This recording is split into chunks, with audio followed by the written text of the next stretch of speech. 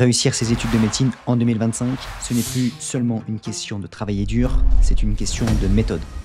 Dans un monde où tout va plus vite, où les attentes sont toujours plus élevées, la compétition toujours plus difficile, tu ne peux plus te permettre de perdre du temps avec des techniques dépassées ou inefficaces. Si tu veux faire partie de ceux qui réussissent, il te faut une stratégie claire, structurée et adaptée à tes défis. Moi c'est Robin, je suis interne de radiologie en 10e année de médecine. J'ai réussi la première année de médecine et également la 6e année en me classant 360e à l'ECN. Et dans cette masterclass, je vais te partager la méthode qui m'a permis de réussir mes études et de tenir sur la durée.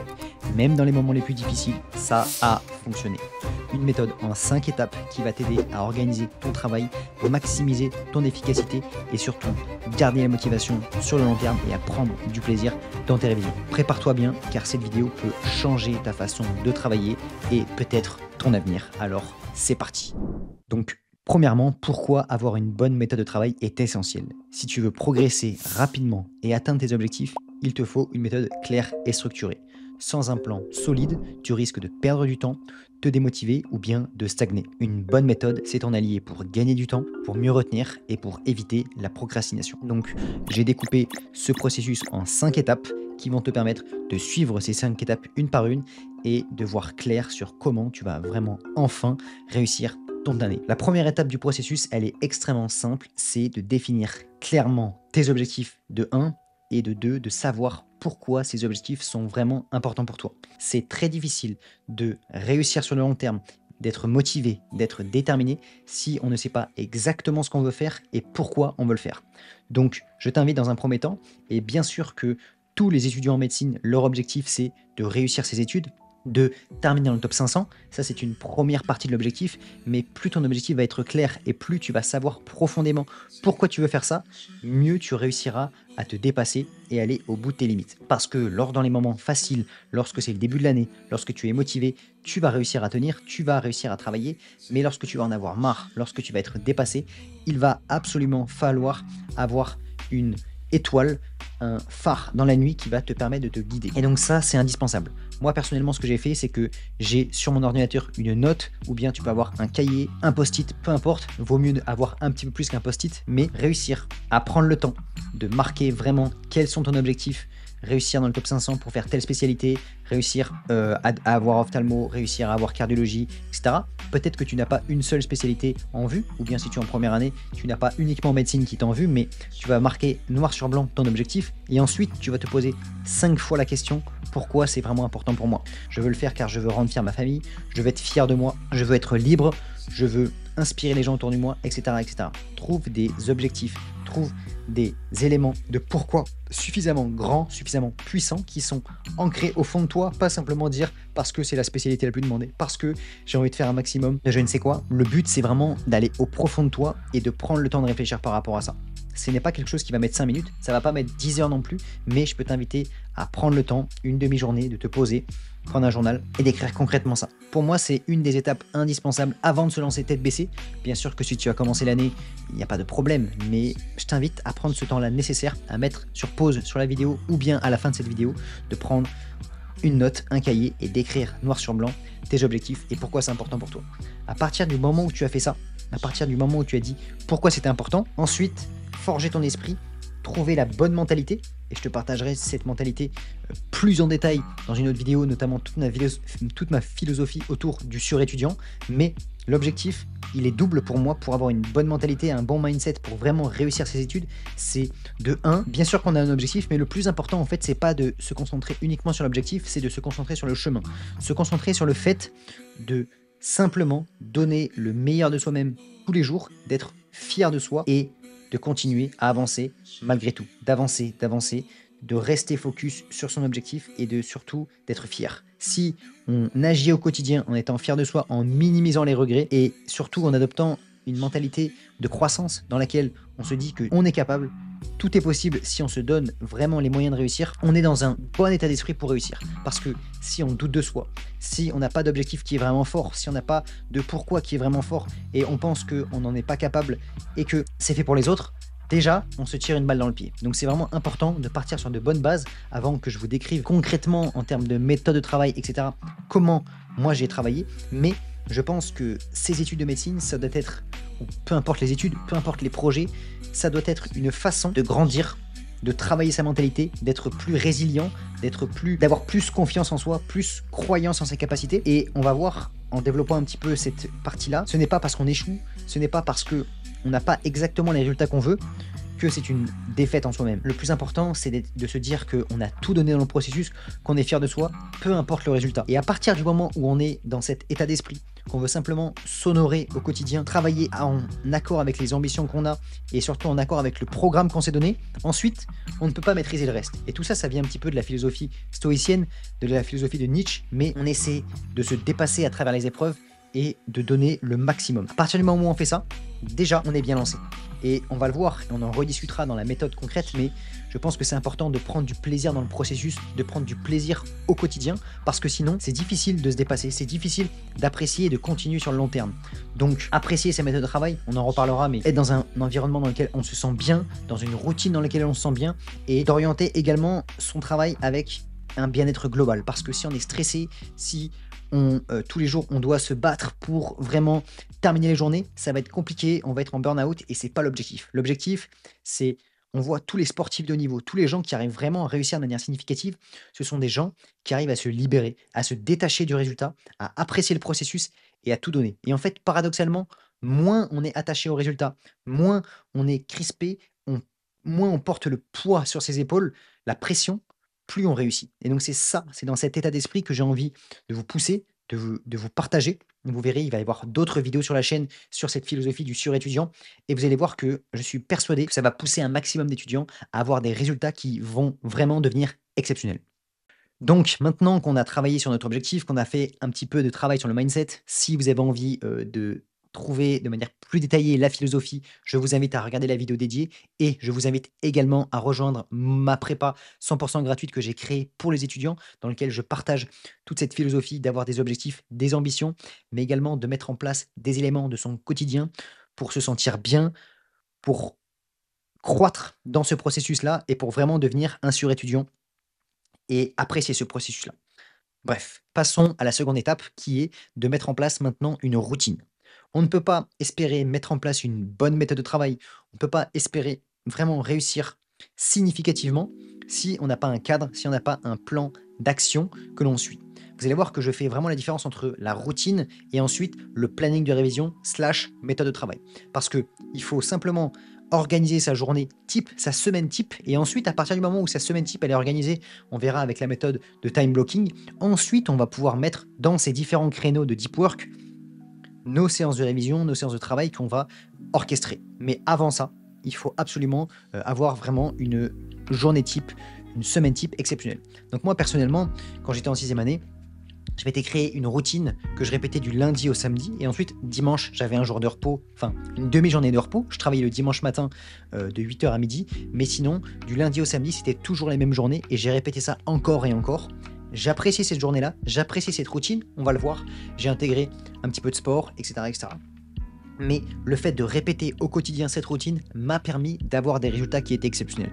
On ne peut pas espérer avoir des résultats exceptionnels sans action exceptionnelle. Bien sûr, le but ce n'est pas de travailler 15 heures sans dormir. On va le voir qu'il y a des éléments importants à équilibrer. Et ce n'est pas celui qui travaille le plus, mais si on travaille et si on fait comme la majorité des gens, on ne peut pas espérer avoir des résultats différents. Donc ça, c'est la première étape. Donc concrètement, comment moi je travaillais, ma routine, avant de créer une bonne routine, il va falloir faire table rase, il va falloir supprimer les distractions, supprimer les éléments qui ne sont pas nécessaires à notre réussite pour se concentrer uniquement sur l'essentiel. Donc quand on est dans les premières années, 3e, 4e, 5e année, qu'on a vraiment envie de réussir de manière significative, il va falloir réduire un maximum les réseaux sociaux, réduire un maximum les distractions, réduire un maximum, je vais pas dire toutes les sorties, parce que ça va être important d'avoir des sorties, de voir des amis, mais d'avoir quand même une vie sociale qui reste quand même minimum pour pouvoir tenir sur le long terme, apprécier ce chemin-là, mais il faut réussir à faire la différence entre faire des sorties et que ça dérape, finir à 4h du matin, ne pas travailler le lendemain, avoir bu, être fatigué, etc. et sortir jusqu'à 22h, 23h, voir des amis, faire un cinéma, faire une soirée jeu de société, voir des gens, rigoler et prendre du plaisir. Ça, c'est différent. Donc, concrètement, moi, je travaillais tous les jours de 8h à 22h. De temps en temps, il y avait des petites exceptions, mais c'était assez rare. Et on va le voir, ce sera le prochain point, la 3e étape du plan, mais le plus important dans ma journée, c'était mes sessions de deep work. notre réussite va vraiment être conditionnée par le nombre d'heures de deep work qu'on fait chaque jour. Donc, deep work de 8h à 10h, petite pause. 10h, midi, encore deep work. Je me posais à peu près une demi-heure, 1 heure le midi. En fonction, des fois, je terminais ma session de deep work à midi et demi. Et je retravaillais de 13h à 15h. Petite pause. 15h, 15h15 jusqu'à 17h. Je rentrais chez moi, je faisais 30-40 minutes de sport, plus un petit peu de goûter, douche, et je reprenais de 18h à 20h. De 18h à 20h, je faisais des QCM, et ensuite, je faisais une mini-pause, et je reprenais de 20h à 22h, je regardais des conférences, des cours, etc., pour avoir un esprit un petit peu plus léger. Donc ça, c'était ma routine au quotidien. Vous allez me dire, très bien, mais en fait, dans cette routine-là, il n'y avait pas de superflu, il n'y avait pas d'éléments supplémentaires qui, étaient inutiles. Je n'avais quasiment pas de réseaux sociaux, je n'avais quasiment pas de téléphone, peu d'éléments de distraction, et en fait, j'étais concentré sur ma routine, à l'appliquer, à l'apprécier et à travailler correctement. J'avais mon sport régulièrement, le dimanche, donc ensuite je travaillais le dimanche matin de 8h à 12h30, et ensuite je rentrais chez mes parents, je mangeais en famille, et le dimanche après-midi, je prenais une demi-journée pour me reposer, pour aller en nature, pour faire un petit peu de sport et pour préparer ma semaine en avance. Ça, c'était ma routine que je faisais. C'est important dans une routine, d'incorporer, pour moi, des piliers qui sont essentiels, qui sont du deep work, bien sûr. On va le voir dans la session 3, comment mettre en place le deep work, mais deep work, sport régulièrement, au moins 2-3 fois dans la semaine, sommeil de qualité. Je dormais de 23h jusqu'à 7h30 du matin, donc ça me faisait au minimum 8 heures de sommeil, et des pauses de qualité. Il faut que vous ayez des pauses de qualité, il faut avoir des moments sur lesquels on va laisser reposer le cerveau, sans être sur le téléphone, sans être dans les distractions. C'est important de vraiment mettre l'accent sur cette qualité. Vous allez voir que personnellement aussi, donc je faisais du sport, j'avais une bonne alimentation. Le midi, je mangeais léger. Mes parents me préparaient des plats pour tous les soirs, saumon, bonne viande, brocoli, et cetera. Je mangeais correctement, ça c'était important pour moi. Et voilà, donc ça c'était vraiment l'organisation, la routine. Donc vous avez différentes applications qui vont vous permettre de faire ça. Vous avez l'application Structured, vous avez un lien et une masterclass détaillée sur, la routine, sur l'application structurée directement. Donc dans le groupe School, vous avez tout qui est, détaillé. Vous pouvez faire ça. Vous pouvez très bien, moi j'avais à l'époque, j'avais pas d'application, mais je savais personnellement tout ce que je faisais tous les jours et je répétais. Mais voilà, il faut savoir ce qu'on fait, avoir notre plan d'action, et une fois que on a déterminé notre objectif, qu'on a préparé un petit peu notre mentalité, qu'on a notre routine qu'on va répéter chaque jour, vous pouvez très bien utiliser Google Calendar. Vous prenez Google Calendar et vous copiez-collez chaque jour votre journée type. L'avantage de l'application Structured qui est 100% gratuite, c'est que ça vous permet de faire ça de manière plus efficace et un petit peu plus esthétique. Ensuite, l'étape numéro 3, ça va être d'optimiser sa concentration. Comprenez qu'en médecine, dans les études, on teste notre capacité à nous concentrer vraiment de manière exceptionnelle. Il faut être un sportif de haut niveau de la concentration. Quand j'étais en 6e année, j'ai été tellement concentré et je continue à travailler cette capacité-là parce que c'est indispensable. On va le voir, je travaille avec un casque anti-bruit, casque à réduction de bruit active, plus j'étais à la bibliothèque dans le calme avec des boules caisses en plus, donc j'étais vraiment hyper focus. Je travaillais, donc à l'époque, j'avais pas de Pomodoro physique, mais je peux vous encourager à acheter un Pomodoro physique. Moi, sur l'application Mac, sur mon Mac, j'avais l'application Flow qui me permettait vraiment de me mettre dans un état de flow et vraiment travailler en deep work de manière extrêmement concentrée, c'est ce qui va faire la différence parce que c'est indispensable de réussir à être pendant 1 heure, 2 heures extrêmement concentré, sans distraction, sans téléphone, sans éléments qui vont nous empêcher d'être full focus. Et lorsque vraiment on maximise notre deep work, notre concentration, vous allez commencer à avoir des résultats qui sont exceptionnels. Moi, je vois trop d'étudiants, trop de personnes qui sont distraites, qui font plusieurs tâches, qui changent, qui font ci, ça ne fonctionne pas. Donc vraiment, si vous arrivez à appliquer ça, vous êtes quasiment inarrêtable. Donc concrètement, les quelques astuces pour vraiment être dans un deep work parfait, il faut un environnement de travail propice. Donc soit vous travaillez à la bibliothèque, normalement il n'y a pas trop de bruit, bibliothèque médecine, c'est assez épuré, c'est assez calme. Ensuite, vous avez un moyen de réduire le bruit, casque anti-bruit. Pareil, sur le groupe School, j'ai fait une masterclass dédiée sur les différents casques anti-bruit, les différents écouteurs à réduction de bruit actif, boule case, etc. Tout est dans la bio, c'est gratuit, vous allez voir. Et comme ça, vous allez approfondir les différentes notions que je vous partage ici. Donc, à partir du moment où vous êtes dans un bon environnement de travail, que vous avez un moyen de réduire le bruit, que vous avez un Pomodoro, que ce soit physique. En fait, Pomodoro, c'est simplement un minuteur physique ou bien virtuel. Vous le lancez pour une session de 1 heure ou 2 heures en fonction de vous. Entre 1 heure et 2 heures, ça peut être 1 heure et demie, ça peut être 1 heure 45, mais pendant ce temps-là, votre concentration, votre attention est uniquement dédiée à votre cours. Le but, c'est de se concentrer le plus possible sur son cours pour être vraiment plongé dedans, comprendre et être en pleine conscience, vraiment en pleine conscience. On va voir ensuite dans la prochaine étape, dans la partie 4, qui consiste vraiment dans la méthode de travail, dans les 3 piliers essentiels. Mais si lorsque on travaille nos cours, lorsque on commence à se mettre sur son livre, sur sa page, sur sa feuille, sur son PDF, on n'est pas 100 concentré, c'est impossible d'être vraiment, de vraiment réussir de manière significative. Donc voilà, c'est indispensable d'avoir ces différentes étapes. C'est important également durant sa session de deep work d'avoir un objectif précis. Il faut que vous sachiez exactement ce que vous voulez faire et ne pas changer de tâche. Parce que le problème, c'est que, on commence à être sur son cours, après on commence à chercher un autre truc, et cetera, et cetera. Non. Moi, ce que je vous conseille, et ça c'est aussi très utile grâce à l'intelligence artificielle, c'est d'être sur son cours. Si vous vous dites pendant 2 heures, je fais mon cours, vous avancez pendant 2 heures sur votre cours. Si vous dites vous faites des QCM pendant 2 heures, vous allez faire des QCM. Mais on va pas commencer à alterner tous les éléments. Et personnellement, à l'époque, il n'y avait pas de ChatGPT, mais maintenant qu'il y a ChatGPT, etc., vous êtes sur votre cours, vous avancez ligne par ligne. Dès que vous avez un blocage, dès que vous ne comprenez pas un élément, vous avez ChatGPT devant vous, vous posez des questions et en fait, ça va à l'essentiel. Vous n'avez pas besoin de prendre d'autres livres, vous n'avez pas besoin de regarder sur YouTube, vous n'avez pas besoin d'aller sur Google. Vous allez avoir la réponse directement sur une interface qui est épurée, qui est simple et ça, c'est génial. Donc vraiment, n'hésitez pas à rester focus sur votre cours.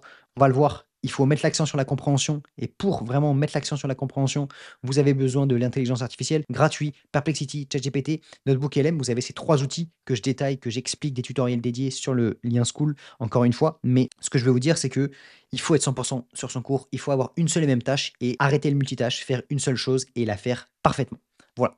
Donc ça, c'est la 3e étape, optimiser sa concentration pour des sessions de deep work. 4e étape, maintenant, on va travailler vraiment de manière active, de manière efficace. Les 3 piliers, ils sont simples, je les ai partagés des milliers de fois sur la chaîne YouTube. Ce sont la compréhension, la révision espacée, l'entraînement. Ce sont les 3 éléments indispensables. Donc, compréhension, pour moi, il y a 2 piliers majeurs. C'est bien sûr, être concentré sur son cours. On ne peut pas lire correctement et passer à côté d'un paragraphe parce que si on n'est pas parfaitement concentré, donc il faut vraiment être full focus, deep work, casque anti-bruit, etc. Ça, c'est la base.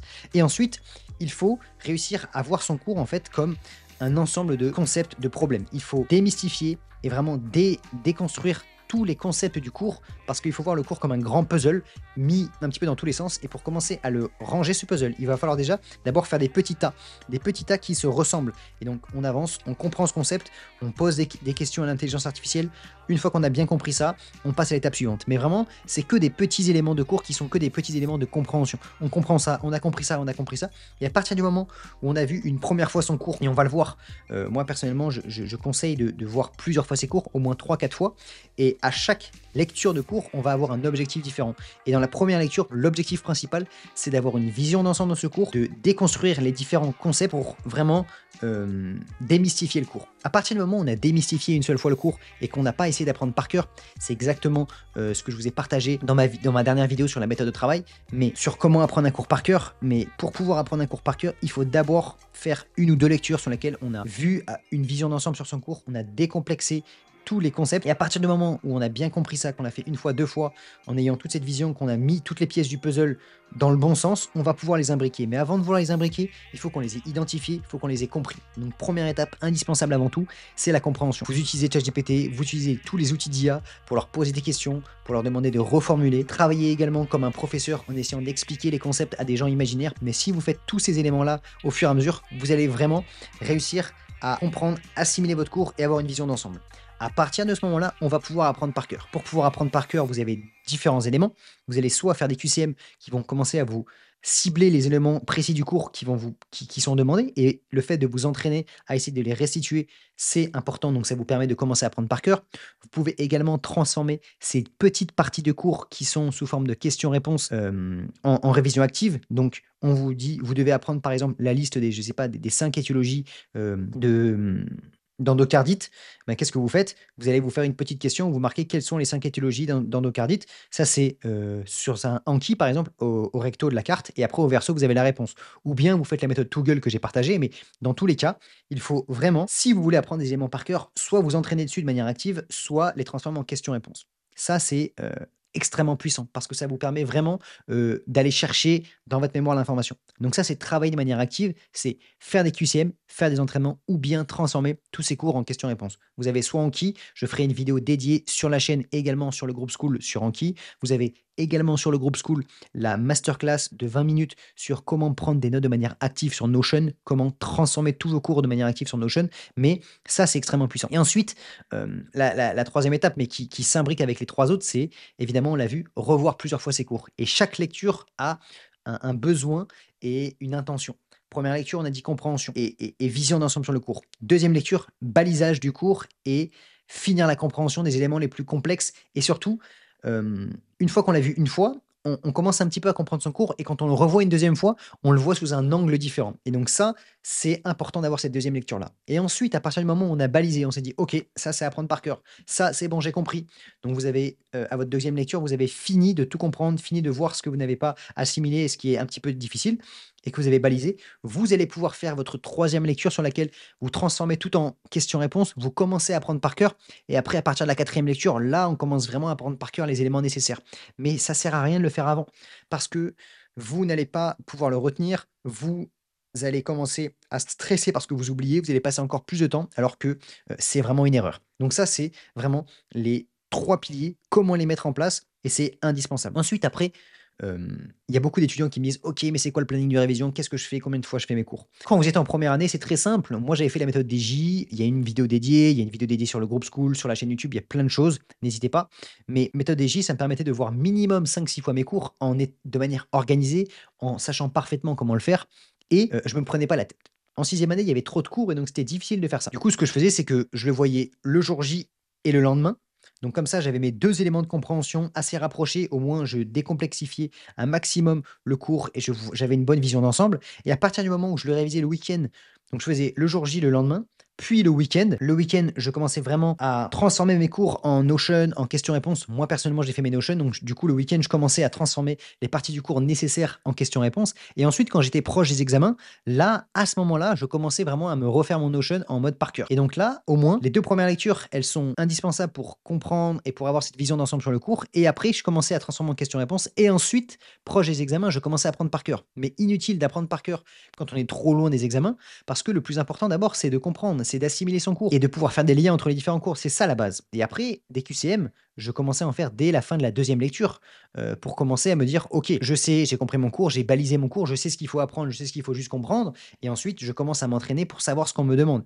Et après, si je vois que quand je fais ma troisième lecture, il y a des éléments qui sont tombés plusieurs fois en QCM, à ce moment-là, je suis beaucoup plus pertinent pour les apprendre par cœur et mettre l'accent dessus. Et donc, tant que j'ai pas vu mon cours 4, 5, 6 fois, je ne stresse pas parce que je ne connais pas tout par cœur, parce que c'est normal de pas tout connaître par cœur. Je me dis juste: «C'est bon, j'ai compris». S'il y a des éléments du cours, par contre, que je n'ai pas compris, je retourne dessus et j'essaie de les comprendre. Mais les éléments que j'ai pas encore appris par cœur et que je vais avoir besoin d'apprendre par cœur, que je commence à assimiler au fur et à mesure, je me stresse pas parce que c'est pas le moment d'apprendre par cœur. Voilà, donc ça, c'est indispensable et ensuite la cinquième étape du plan, c'est de tenir sur la durée. Une fois qu'on a mis en place tout son système, qu'on sait travailler correctement, on verra dans une autre vidéo dédiée, le plan d'action entre guillemets «la vision» sur, notamment ça va être spécifique pour les externes, pour les premières années, mais se dire: «OK, si je suis externe, si je suis en troisième année, à quel moment je vais finir mon tour de programme? Comment je fais?» et cetera et cetera. Mais concrètement, moi, ce que j'avais fait, donc je vous avais dit, c'est je travaille mes cours le jour J, le lendemain, le week-end et avant les examens. Et ensuite, quand j'étais en cinquième année, bon, moi, à l'époque, c'était sixième année, mais ce que je conseille, c'est qu'en cinquième année, vous allez directement prendre de l'avance pour pouvoir terminer le programme en février. Comme ça, en février, vous refaites un tour complet, entier de tous vos cours. Vous faites des annales et vous refaites un dernier tour. Donc, comme ça vous permet de faire 2, 3 tours avant le concours, tout en ayant vu vos cours d'abord le jour J, le lendemain, le week-end et avant les examens. Donc, ça fait 3, 4 fois plus 3 tours, ça fait 5, 6 fois les cours. Ça commence à être intéressant. Voilà un petit peu le plan d'action général, mais je partagerai tout ça dans une vidéo vraiment dédiée, détaillée dans le groupe School. J'ai prévu de faire ça donc sous forme de masterclass, comment détruire le DN, que vous soyez en troisième année, quatrième ou cinquième année. Voilà, donc comment détruire le DN. Vous aurez la masterclass directement dans le groupe School. Mais la cinquième étape, elle, c'est de suivre, de réussir à tenir sur le long terme. Donc pour moi, il y a 3 éléments. Ça va être de un, d'être entouré de bonnes personnes pour tenir sur le long terme, d'être entouré de gens qui sont dans le même état d'esprit que vous, qui sont déterminés à réussir, qui sont motivés et qui sont dans le même projet. Donc ça, c'est la première étape, c'est d'être entouré. Donc ça peut être soit dans le groupe School, vous avez que des gens qui sont motivés, ambitieux et on partage nos objectifs, on partage nos ambitions, qu'est-ce qu'on fait au quotidien? Vous avez cette option-là. Soit vous êtes à votre écurie, votre prépa, physique ou bien des amis qui sont sur le campus, qui sont motivés, inspirants, déterminés et ça, c'est pareil, c'est un très bon élément. Moi, je vois, quand j'étais en sixième année, on n'était pas 20, mais on était un groupe de 3, 4 potes vraiment motivés. On se retrouvait à la prépa, à la bibliothèque et on travaillait à fond. Donc il y a cette option-là. Vous pouvez très bien être avec un groupe groupe d'amis sur lesquels vous travaillez pas tout le temps, vous travaillez chez vous, mais vous les voyez régulièrement. Le but, c'est d'être entouré de gens qui sont dans le même état d'esprit. Donc ça va vous permettre de tenir sur le long terme et également de mieux travailler. Ensuite, deuxième étape, ça va être de réussir à gérer son stress et de gérer un petit peu tout ça pour prendre du recul, se dire que le plus important, c'est vraiment de tout donner et ça va vous permettre plus le fait de faire un peu de sport, d'avoir une activité physique et d'avoir quelques coupures, que ce soit passer du temps avec des amis, faire des activités qui vous plaisent et pas juste des activités addictives comme les réseaux, parce que ça vous plaît pas, c'est juste ça vous rend addict, mais voir ses amis, aller en nature, marcher, prendre l'air, voir des animaux, ses animaux, voir sa famille, voir ses amis. De temps en temps, ça fait du bien et donc c'est important de garder un équilibre sur le long terme. Bien sûr qu'on est totalement déséquilibré parce qu'on fait que travailler, mais il faut être un mini peu déséquilibré, c'est-à-dire avoir un tout petit peu de temps qui nous régénère et qui nous permet de tenir sur le long terme. À partir du moment où vous faites ça, que vous êtes correctement entouré, que vous avez certains moments qui vous rechargent vraiment les batteries et que vous n'avez pas toutes les sources de distraction, que ce soit se comparer aux autres, avoir des réseaux sociaux, avoir trop de dopamine et que vous êtes concentré sur votre travail, que vous appréciez le processus, vous avez vraiment tous les éléments pour réussir sur le long terme. C'est exactement la mentalité que je partage dans le groupe, c'est d'essayer de prendre du plaisir dans ce quotidien, de se projeter, mais tout en vivant vraiment l'instant présent, en se disant je progresse, je suis fier de moi, je suis fier du processus et de la personne que je deviens. Et ensuite, après, je ne peux pas tout maîtriser. Je ne peux pas maîtriser mon destin. Il faut être dans l'instant présent, apprécier ça et ensuite, on verra bien. Voilà, donc c'est un petit peu ça. Et ensuite, célébrer chaque victoire. Moi, je vous invite à célébrer chaque semaine de travail en étant fier de vous, de célébrer le fait de bien continuer à travailler sur le long terme, de célébrer le fait d'avoir des bonnes journées de révision. Moi, personnellement, tous les soirs, quand je travaillais de 22h à 22h30, quand je mangeais, je me faisais une petite série. Grey's Anatomy, c'était ma petite récompense de la journée pour avoir correctement travaillé. J'arrivais à avoir cette détermination de regarder un seul épisode, mais c'était ma petite routine. J'avais bien travaillé toute la journée, j'étais fier de moi. Donc voilà un petit peu le plan d'action en 5 étapes que j'avais envie de vous partager. Donc on a dit étape numéro 1, définir des objectifs qui sont vraiment importants, trouver pourquoi c'est important pour vous et commencer à vraiment se préparer psychologiquement, avoir la bonne mentalité, mentalité de croissance, mentalité du surétudiant, être fier de soi, tout donner, vivre dans l'instant présent. Étape numéro 2, se mettre une routine et un plan, une routine parfaite que vous allez répéter tous les jours, supprimer les mauvaises habitudes, supprimer les addictions et se mettre vraiment au travail. Numéro 3, vraiment travailler la concentration pour avoir des sessions de deep work exceptionnelles. Numéro 4, travailler de manière active en décomposant ces différentes lectures en plusieurs étapes, compréhension plus balisage, transformation en question-réponse et apprentissage par cœur à partir de l'étape 4, à partir de la 4e lecture. Et 5e étape, tenir sur la durée, entourage, partage d'ambition, pause qui nous régénère et gestion du stress, plus évacuer, plus sport, plus se voir comme un sportif de haut niveau. Et voilà. J'espère que ça vous aura plu. N'hésitez pas donc à rejoindre le groupe School pour tous les étudiants ambitieux, tous les gens qui ont envie de tenir sur le long terme, de prendre du plaisir et de ne pas voir les études comme une finalité, mais comme un moyen, comme une étape qui vont nous permettre de grandir, progresser et devenir encore plus exceptionnel, encore plus inarrêtable. Voilà un petit peu ma mentalité. Donc si ça vous parle, n'hésitez pas. Sinon, abonnez-vous à la chaîne YouTube. On se retrouve dans une prochaine vidéo.